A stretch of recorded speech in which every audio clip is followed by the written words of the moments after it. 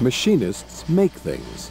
They mount steel billets, brass rods, and other metal stock onto lathes, drill presses, and milling machines, and use their skills and tools to shape them into a part that will be used in some other machine. Some machinists produce large quantities of a single part, but most produce small numbers of one-of-a-kind components. Every job is unique, requiring the machinist to draw on his or her knowledge of different metals and how they behave when shaped. The ability to precisely follow blueprints or other written specifications is an essential skill in this job. Computers allow machinists to be more productive, so an ability to work with both hardware and software is important. But computers will never replace machinists. No computer can match the skill, the knowledge, and the eye of an experienced machinist.